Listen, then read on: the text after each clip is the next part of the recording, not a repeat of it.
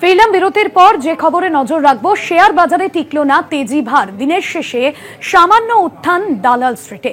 রাশিয়ার তেল কেনা বন্ধের সম্ভাবনায় নিয়ে গেল সকলের উৎসাহ এবং ভালো পতন বিপিসিএল, এইচপি, রিলায়েন্স সহ প্রায় সমস্ত তেল কোম্পানির।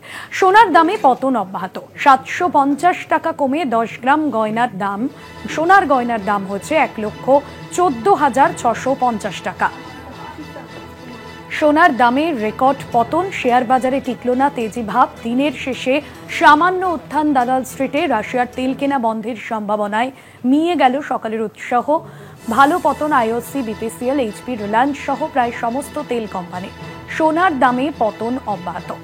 আমার সঙ্গে রয়েছেন কলকাতা টিভির পলিটিক্যাল এডিটর আশিস চট্টোপাধ্যায়। আশিস দা, গত কয়েকদিন ধরে সোনার দাম যেভাবে ঊর্ধ্বমুখী হচ্ছিল এবং হঠাৎ করে এই পতন, এবং বিশেষজ্ঞরা বলছেন আগামী কয়েক সপ্তাহে এই পতন আরো কমবে সোনার দাম। কেন এই কারণ? সেক্ষেত্রে আন্তর্জাতিক কোনো প্রভাব কি রয়েছে পেছনে?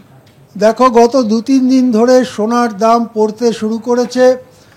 আজকেও সোনার দাম পড়েছে। উদাহরণ হিসেবে বলা যায়, গয়নার সোনা, যেটা 22 ক্যারেট সোনা, তার প্রতি 10 গ্রামে দাম প্রায় 750 টাকা পড়ে গেছে। পড়ে 1,14,000 টাকার কাছাকাছি টাকায় 10 গ্রাম গয়নার সোনা মিলছে, যদিও এর উপরে 3% জিএসটি আছে। সুতরাং সোনার দাম, রূপোর দাম, সেগুলো বেশ পড়ে যাচ্ছে। আরও কিছুটা পড়বে বলে ধারণা। হতে পারে যে চলতি মাসেই সোনার দাম 1 লক্ষ টাকার কাছাকাছি চলে গেল। এখন প্রশ্ন হচ্ছে, কেন সোনার দাম পড়ছে, কেন রূপোর দাম পড়ছে? এর উত্তরটা লুকিয়ে আছে ব্যবসা বাণিজ্য সম্পর্কে একটা আশার মনোভাব ছড়িয়ে পড়া। ভালো বর্ষা হয়েছে, তাছাড়া মূল্য বৃদ্ধি লাগামের মধ্যে রয়েছে। রিজার্ভ ব্যাংক রেপো রেট কমাতে পারে, ভারত মার্কিন বাণিজ্য চুক্তি হয়ে যেতে পারে। এই রকম নানা আশায় একটা তেজি ভাব দেখা গেছে শেয়ার বাজারে। ফলে অনেকেই, যাদের হাতে প্রচুর টাকা, যারা সোনা কিনে টাকা রেখেছিল, তারা সোনা বিক্রি করে দিচ্ছে। বিক্রি করে সেই টাকা শেয়ার বাজারে লাগাচ্ছে। এর ফলে বাজারে সোনার যোগান বেড়ে গেছে, সেই জন্যে সোনার দাম কিছুটা পড়ছে।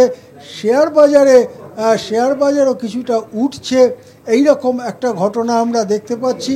যদিও আজকে সকালের দিকে শেয়ার বাজারে যেরকম তেজিয়ান ভাব দেখা গিয়েছিল, 750-800 পয়েন্ট উঠে গেছিল সেন্সেক্স, এবং অনেকে ভেবেছিলেন যে সেন্সেক্স 1000 পয়েন্টও উঠে যেতে পারে। দিনটা যতই এগোলো, সেই তেজিয়ান ভাবটা মরে গেল, একটা মরা ভাব চলে এলো। দিনের শেষে 130 পয়েন্ট মাত্র উঠেছে সেন্সেক্স।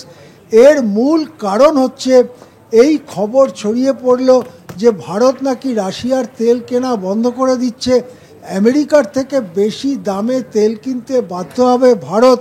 তার ফলে Indian oil corporation, Hindustan petroleum থেকে রিলায়েন্স ইন্ডাস্ট্রির মতো যারা বিশাল বিশাল তেলের ব্যবসার কোম্পানি, সেই কোম্পানিগুলোর শেয়ারে পিছু টান দেখা দিল। সেই কোম্পানিগুলোর শেয়ার কারো 2.5%, কারো 1.5%, কারো 2% করে পড়ে গেল। আর এই প্রবল টান শেয়ার বাজারের সামগ্রিক যে তেজিয়ান ভাব, তাকে ম্রিয়মাণ করে দিল, এবং দিনের শেষে একটা চলতি গোছের সামান্য উত্থান দিয়েই দিনটা শেষ হলো। তবে এই ব্যাপারে ভারত সরকারকে তার অবস্থান পরিষ্কার করতে হবে। সত্যিই কি রাশিয়ার তেল কেনা বন্ধ করছে ভারত, নাকি ভারত বাজারে যেখানে সস্তায় পাওয়া যাবে সেখান থেকেই তেল কিনবে, এই নীতিতেই স্থিত থাকবে?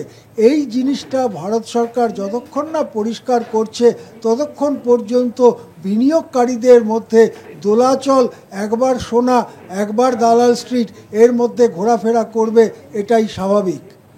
ধন্যবাদ জানাবো আশিস দা আপনাকে। আমাদের পলিটিক্যাল এডিটর আশিস চট্টোপাধ্যায় ছিলেন নিউজ রুম থেকে।